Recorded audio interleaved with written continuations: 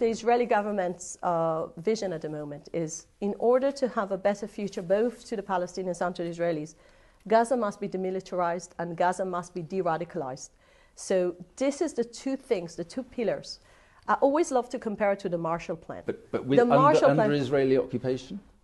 Obviously, we're not interested to govern the Palestinians, but we are interested to make sure that Gaza won't become another terror hub. But so how? We will demilitarize Gaza. Right. We will demilitarize Gaza because no one else volunteers to do that, by the way. And then who is in Gaza? And we believe that together with our allies and with the moderate Arab countries, we can build a better future. But let me tell you my own insight.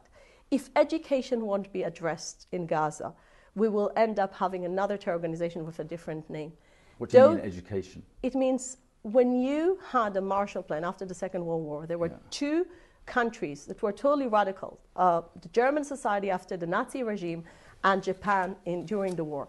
Those two societies turn out to be a good Western countries that everyone loves to But I don't quite know what you mean, education in Gaza. Who are you going to educate? What do you want to? I think part, at the moment, under the UN name, the UNRWA schools are becoming terror schools. So you're talking about re-educating the population? If you have the UN involvement, then forget about refugee camps. Why should they be refugees after 70 years of having independent life? They could have built their own life, but they didn't. But re-education is the kind of, you think of China, and you think of... Absolutely not. This is what you did. Camps this is what you did in Nazi Germany. This is what the Muslim British Uyghurs and so forth. You're not learning from your own history. In this residence that you came to, there is a Churchill painting.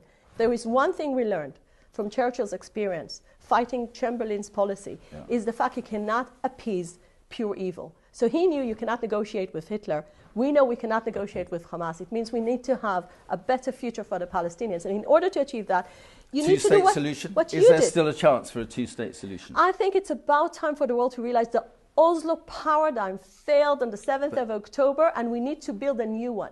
And in order to build a new one... Does that new one include the Palestinians living in a state of their own? Is that what it includes? I think the biggest question is what type of Palestinians are on the other side. This is what Israel realized on the 7th of October.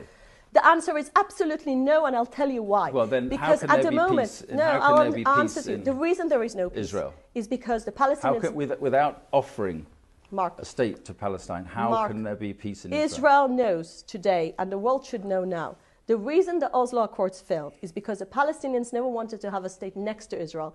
They want to have a state from the river to the sea. So the two-state solution is dead? Why are you obsessed with a formula that never worked, that created these radical people in the other side? Why are you obsessed with that?